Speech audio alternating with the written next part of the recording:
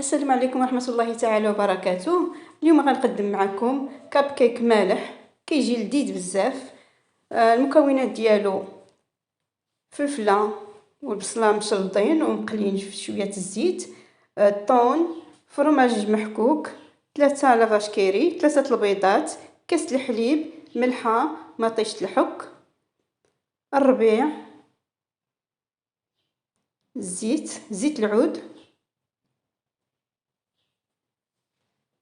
ثومه بودر والزعتر. هنا ناخذ البيض كنطربوه، كنخدمو غير بالطراب اليدوي، كنزيدو الملح،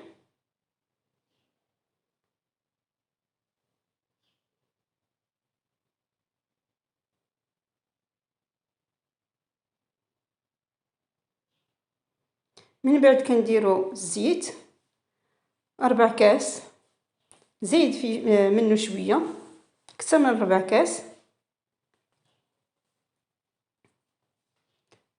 كاس العنبه ديال الحليب،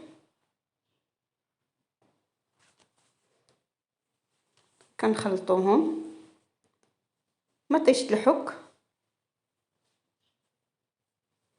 هي اللي كتعطي هذاك اللون للكاب كيك. من بعد كنديرو الفرماج،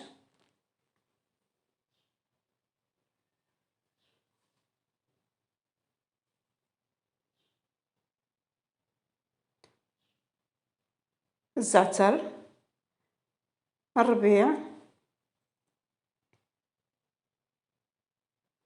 والفلفله، البصله، كلهم مشلضين ومسوطين في شويه الزيت. هنا كناخذوا الطون، واحد الحك ديال الطون، نحيدو ليه الزيت من الاحسن،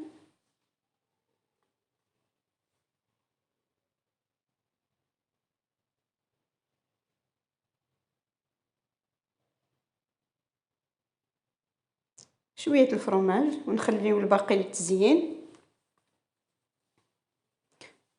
من بعد كنديرو الثومه بودر،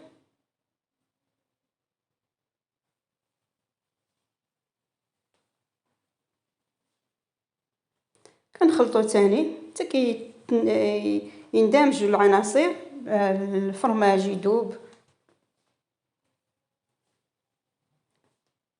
نتوما كتشوفوا الطريقه راه باينه. هنا كنديرو الطحين ما غاديش نقول لكم شحال، على حسب الخليط.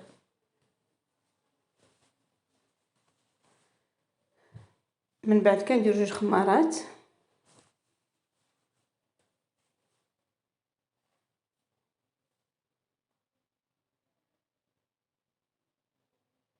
كنخلطو حتى كيكون الخليط بحال الخليط ديال الكيك تقريبا.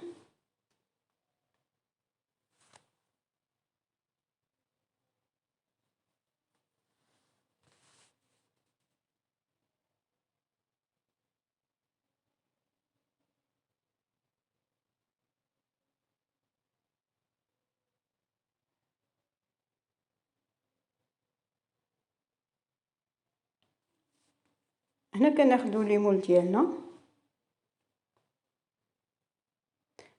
هنا ديال السيليكون بلا ما ندهنوه، كنعمروهم.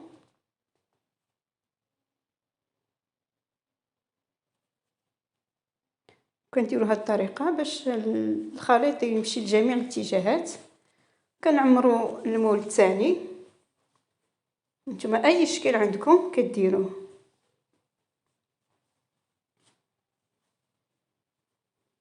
هاد المول ديال الحديد كندهنوه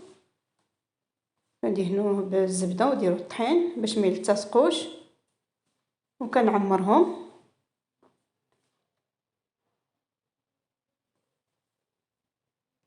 حتى كنكملوهم كاملين.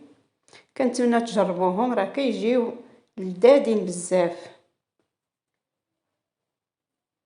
هنا من بعد ما كملتهم كاملين كندير لهم داك الفرماج محكوك الفوق ديالهم، المقطع مشى ليا هنا فين هاد الطريقة